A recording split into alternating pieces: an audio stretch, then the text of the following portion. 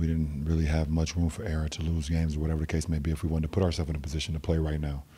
But, when the playoffs start, it's even more dialed in and understanding, assignments, not making mistakes. We can't have, multiple possessions where we're not running back on defense or, we turn the ball over. And obviously, me and AD had the majority of the turnovers tonight. So even when we turn the ball over, we got to get back and set our defense. But offensively, defensively, you got to be as dialed in as you possibly can for 48 minutes. And I thought the guys definitely understood that assignment and were really good tonight. But I think we could be even better. LeBron, Rui tied the Lakers record for most points off the bench in a playoff game. How important was he tonight, and just the timely shots that he hit as well? It speaks for itself. He was huge. Like you said, he had timely shots. They made runs in the third quarter. He had 2 threes in a row. They made another run. In the fourth quarter, he had another 3 off an AR pump fake drive behind the back pass. He also had a beautiful turnaround baseline jumper by their bench. But he was just on time, on target all night tonight, and we needed that, especially coming off the bench, especially as well as their bench is. They got so many great players to come off their bench, so we was able to counter that with Rui's big game.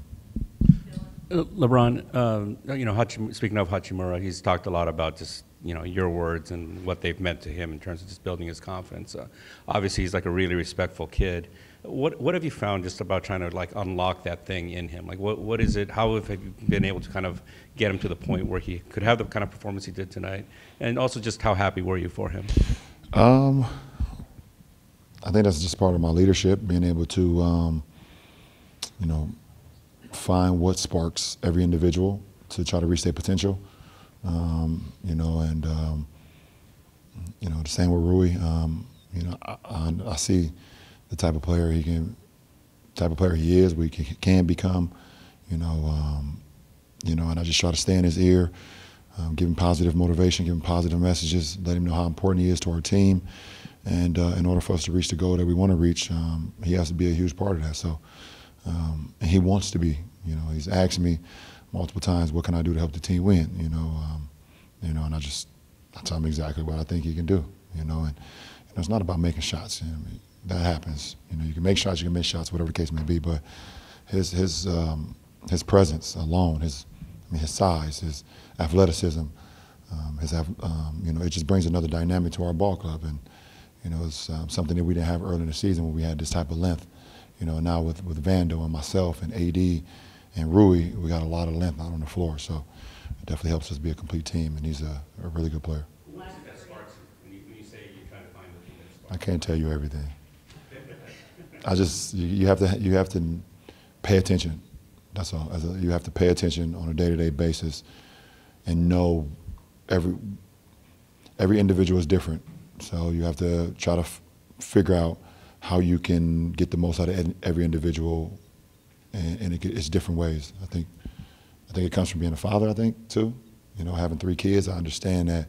I gotta, parent my kids differently to get the best out of them. Some of them I can yell at. Some of them I gotta be more comforting, kind of.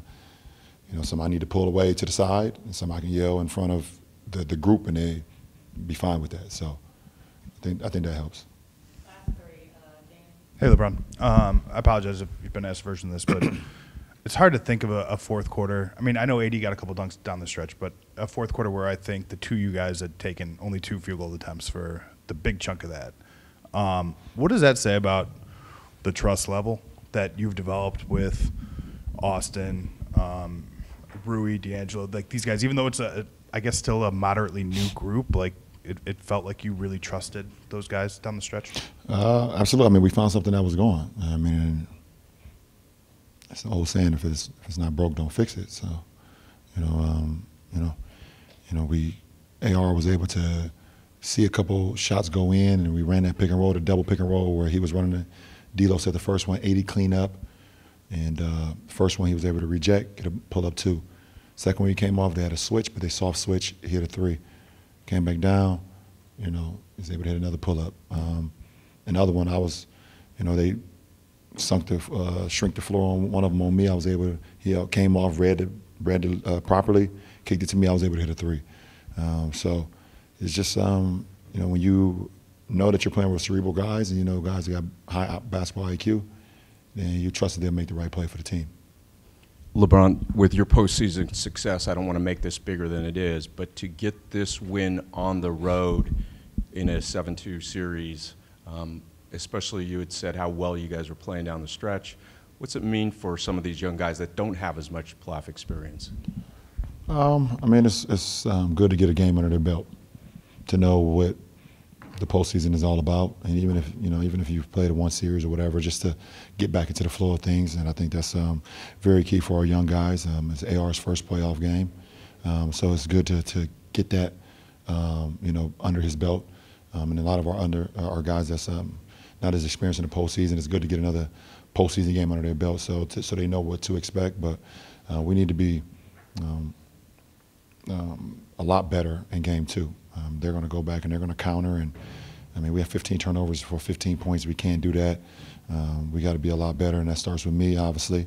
And we got to do a little bit better job on the glass as well. Even though for the majority we controlled it, but we got to do even better because that's what they're very good at. So we're going to look at some things that we can do better and hopefully be even more in tune on Wednesday. LeBron, for someone like you who's been a part of countless playoff games, what was it like for you just to watch someone like Austin in his first career playoff game do what he did, and then for you as a leader, just kind of run me through what the conversations have been like with Austin leading up to Well, it's this? not surprising to me.